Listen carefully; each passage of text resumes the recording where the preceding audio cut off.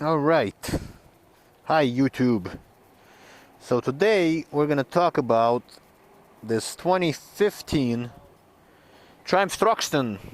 It's the one that's no longer being produced, so perfect time to do a review on this bike. We did a couple things to it. We put the British Custom slip-ons, we put the fender eliminator kit with the bullet turn signals, British Custom seat, and a few other add-ons throughout the bike. So why did I want to do a review on this bike when they no longer make it? Well, a couple of reasons. One is because it's still an awesome bike. It's the original cafe racer, if you will, of the 21st century. The other reason is because I can ride this one. I can't ride any of the new ones yet because they're all spoken for. I'm sure if you're watching this video you're already familiar with this bike. I know a lot of the technical specs, but long story short, 900cc parallel twin makes I don't know, a whopping 68 horsepower, but that's really besides the point, because this is not a sports bike, this is a pure cafe racer. And I love this bike. I love the look of it, I love the feel. This bike has so much soul, especially with those pipes. Got plenty of power, definitely quicker than a Harley-Davidson Sportster. And the Harley-Davidson Sportster is a fine machine as well, but the problem I have with Harleys is a lot of the people that own them around here are just something else. And I used to work for the Harley dealer, so maybe I just got burnt out. So what can I tell you about this bike? Well, the seating position is surprisingly comfortable for me. It's a little more aggressive, but the lean is very natural for my build. I'm about 5'8", with about 30-inch inseam and shorter arms, and this bike fits me great. I love the smoothness of the transmission. I like the tightness of the seating position as well. You're not fully hunched over like on a full sport bike, but you're definitely not too high up like you are on a Ducati Scrambler.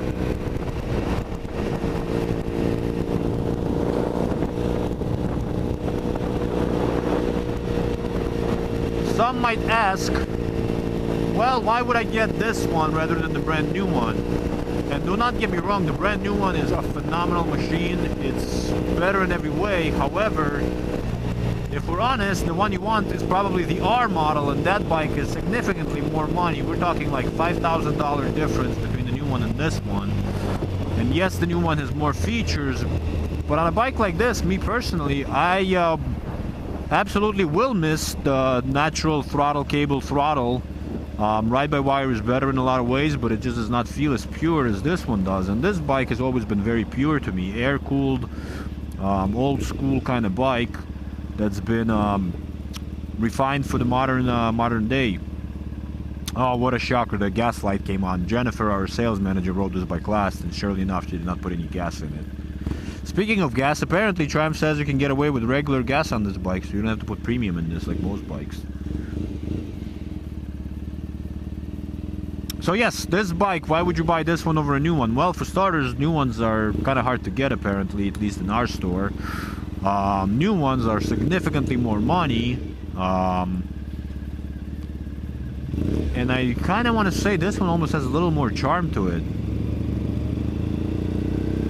Yeah, you can pick one of these up for probably under $9 grand at this point. But the pipes do make a huge difference. Just listen to that growl from the pipes. They're not too loud unless you want them to be. They got a nice little crackle on decel. And you can see the torque. I mean, there's plenty of torque on this bike as well. The new ones have more. This one has no problem with it. 40 miles an hour, about 4,500 RPMs. 50, 60, 70, so within seconds.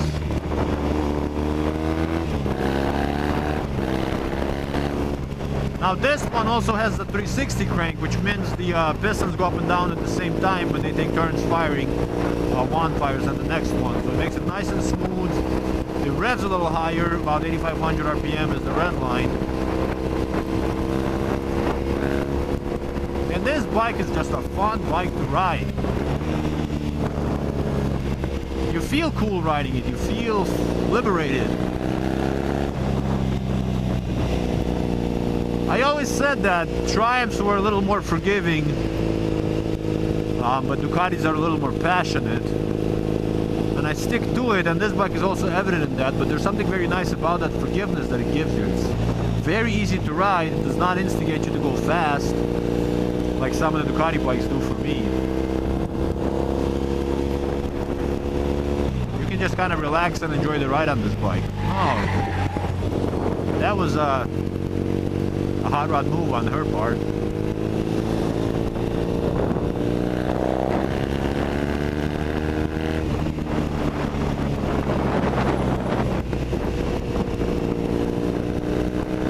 I'm enjoying this bike, I really am.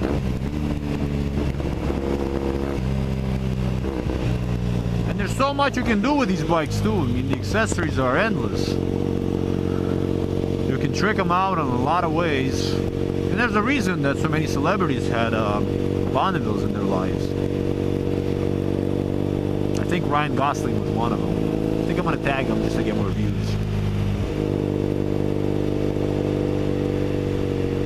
Drawbacks? If I'm honest, I really cannot think of any. I mean, yes, there's plenty of bikes you can buy for this kind of price. But if you're looking at cafe racers, I mean, what would you get? The Moto Guzzi V7? Well, Moto Guzzis are quite unique bikes. I love Moto Guzzis, but as a riding motorcycle, this is so much better. But Guzzis have a lot of soul as well. I think everyone should have a Moto Guzzi before they die. Or at least get a chance to ride one.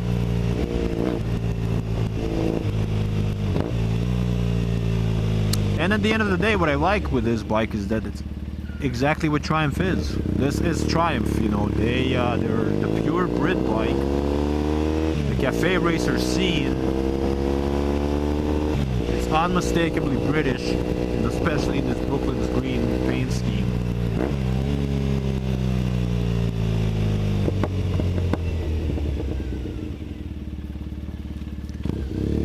No ABS brakes on this bike, no traction control. This is a pure machine, this is a rider's bike. This is how they did it back in the day.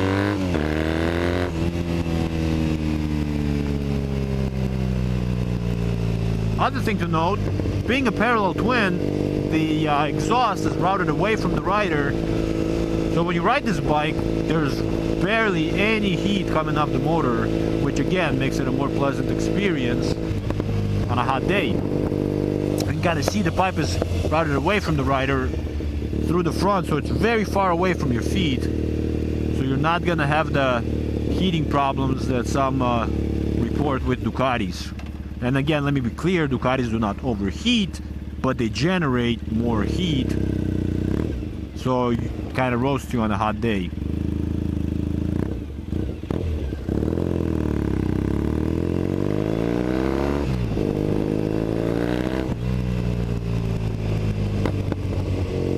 I do love the small things.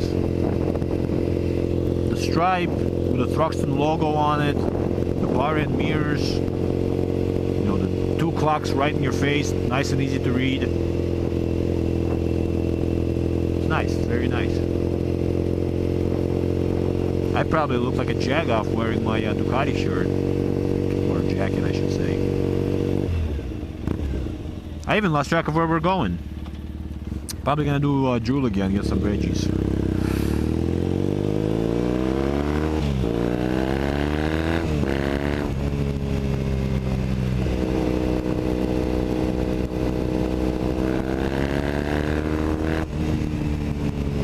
Steve McQueen had a Bonneville. Wasn't like this, but he liked them. And if he liked them, you're gonna like it.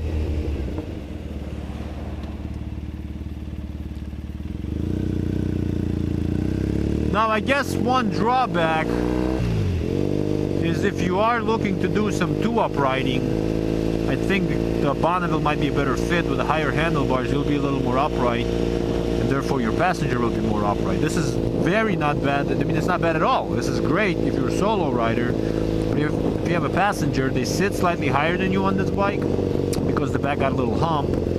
So they will be leaning on you, and you'll be leaning on the handlebars. So that might kind of wear you out a little bit. But again, nowhere near as much as a sport bike. If you're a casual rider, then maybe the Bonneville. But if you're kind of hardcore and a bit more of a purist, you'll do just fine on this bike. Go for the Thruxton all day long.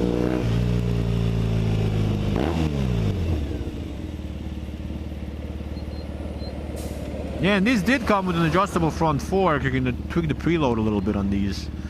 So that's a nice feature. Bonnevilles of the time did not have that.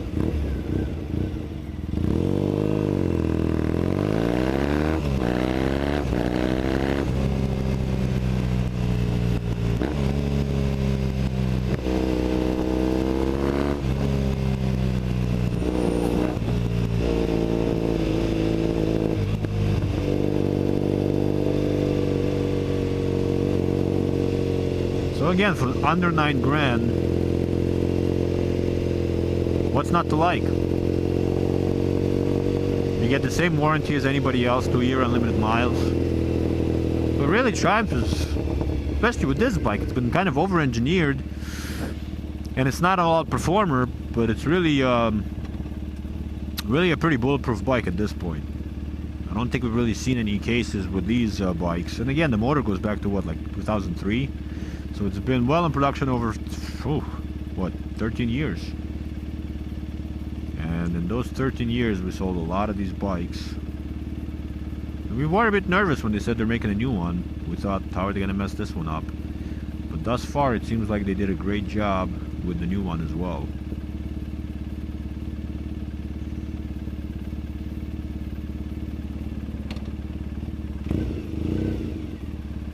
Maybe the smart thing to do is to get one of these, ride it for a couple years, and then trade it in on the brand new one. Because you don't want the first year of the brand new model either, you know, who knows what happens to them. Logically speaking. But again, motorcycles are so emotional.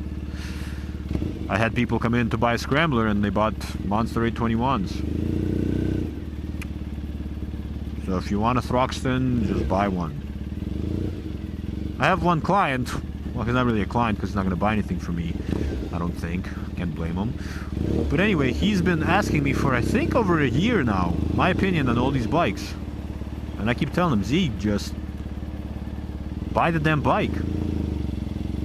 Is it worth it? Yes, it's worth it. Absolutely. Even if you overpay, who cares? You're going to be out there and riding and enjoying yourself and not stressing out and thinking of getting the best deal.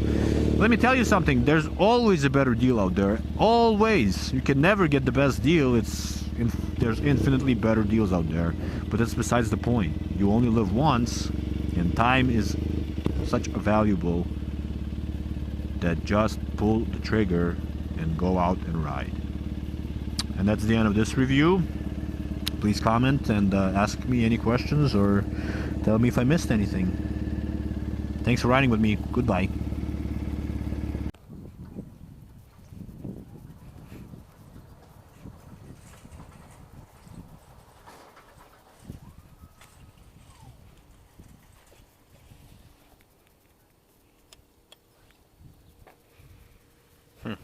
I guess we're recording.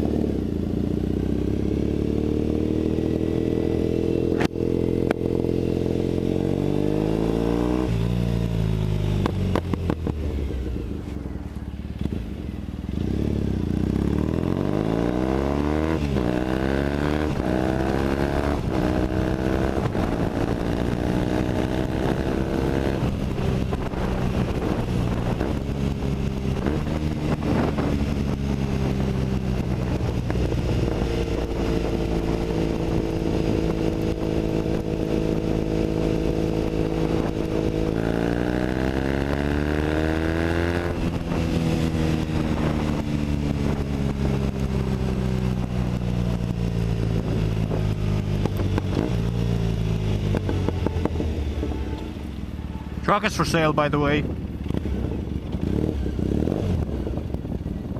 Oh, this guy, it's my client, and he always shows up when I'm ready to go to lunch. Hey, Eduardo, how are you?